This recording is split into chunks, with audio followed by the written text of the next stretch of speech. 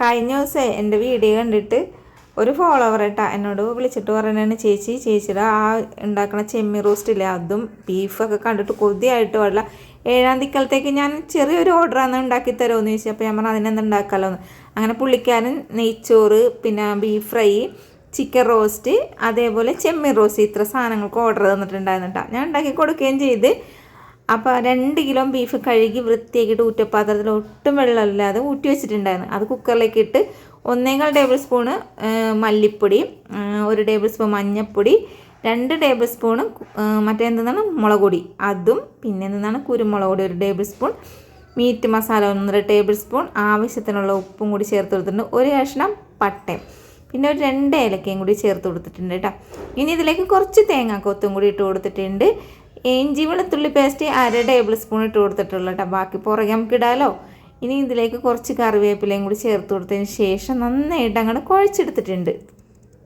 വിദേശത്തേക്കൊക്കെ കൊണ്ടുപോകാൻ പറ്റിയ beef fry ഒക്കെ ചോദിച്ച് ഒരുപാട് ആൾക്കാർ എന്നെ വിളിക്കാറുണ്ട്, ഞാൻ ഉണ്ടാക്കി കൊടുക്കാറുണ്ട്. അപ്പോൾ ബീഫ് ഫ്രൈയോ അതേപോലെ ചെമ്മീൻ അച്ചാർ, ബീഫ് അച്ചാർ ഇങ്ങനെയുള്ള സാധനങ്ങളൊക്കെ വേണമെന്നുണ്ടെങ്കിൽ എന്നെ നമ്പറിൽ വിളിച്ചാൽ മതി. നമ്പർ ഞാൻ ഈ ഒരു വീഡിയോയിൽ കൊടുത്തേക്കാം കേട്ടോ.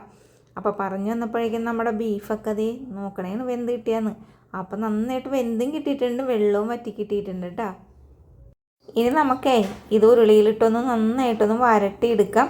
അപ്പോൾ ഞാൻ അതിനായിട്ട് ഉരുളിയിലേക്ക് കുറച്ച് വെളിച്ചെണ്ണ ഉണ്ട് ഒഴിച്ചു കൊടുത്തേക്കണത്. ഇനി നമുക്കിതിലേക്കില്ലേ ഇഞ്ചി വെളുത്തുള്ളി അരിഞ്ഞതും കൂടി ചേർത്ത് കൊടുത്തിട്ടുണ്ട്. നമ്മളിപ്പോൾ അരിഞ്ഞത് ചേർക്കണ കാരണമാണ് നേരത്തെ കുറച്ച് മറ്റേ ഇഞ്ചി വെളുത്തുള്ളി പേസ്റ്റ് ചേർത്തത്. ഇനി ഞാൻ ഇതിലേക്ക് ഒരു 1/2 കിലോ ഉള്ളിയോളം അരിഞ്ഞിട്ട് ഇട്ട് കൊടുത്തിട്ടുണ്ട് കേട്ടോ.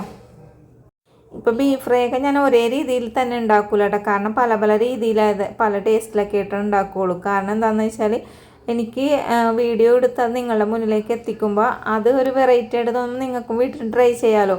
അതിന് വേണ്ടിയിട്ടാണ് അങ്ങനെ ചെയ്യണത്. ഇപ്പോൾ ഒരേ രീതിയിലാണെങ്കിൽ വീഡിയോ എടുക്കാനും പറ്റൂലല്ലോ. ഇനി ഇതിലേക്ക് കറിവേപ്പിലയും വറ്റൽമുളകും കുറച്ച് മല്ലിയില അരിഞ്ഞതും കൂടി ചേർത്ത് കൊടുത്തിട്ടുണ്ട്.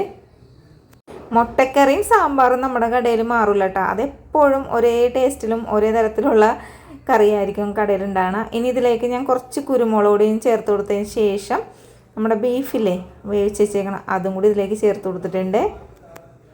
സത്യം പറഞ്ഞിട്ടാണ് ഇപ്പോൾ ഈ ഗ്യാസിനൊക്കെ വില കൂടിയ കാരണം നന്നായിട്ട് ഫ്രൈ ചെയ്യാനായിട്ടൊക്കെ ഭയങ്കര പാടാണ്. പക്ഷെ എന്ത് ചെയ്യാൻ പറ്റും, ഫ്രൈ ആക്കി കൊടുക്കണമെന്ന് പറയുമ്പോൾ നന്നായിട്ട് ഫ്രൈ ആക്കി കൊടുക്കും. അല്ലാത്ത ആൾക്കാർക്ക് നന്നായിട്ടൊന്നും ഫ്രൈ ആക്കൂല കേട്ടോ. അപ്പോൾ ഇത് നന്നായിട്ട് ഫ്രൈ ആക്കണമെന്നൊന്നും പറഞ്ഞൊന്നുമില്ല. അപ്പോൾ അതുകൊണ്ട് എൻ്റേതായ രീതിയിലാണ് ഞാൻ ഈ ഒരു ബീഫ് ഫ്രൈ ഉണ്ടാക്കിയിരിക്കുന്നത്. അപ്പോൾ ആ പിള്ളേർ ഇത് കൊണ്ടുപോയിട്ട് നല്ല അഭിപ്രായമുണ്ട് പറഞ്ഞത്.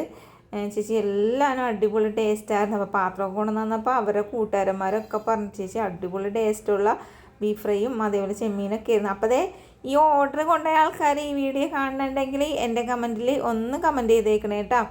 വീഡിയോ ഇഷ്ടപ്പെട്ടാൽ ട്രൈ ചെയ്യാനും മറക്കരുത്, സപ്പോർട്ട് ചെയ്യാനും മറക്കരുത്. വീഡിയോ ഇത്ര നേരം കണ്ടതിന് താങ്ക് യു.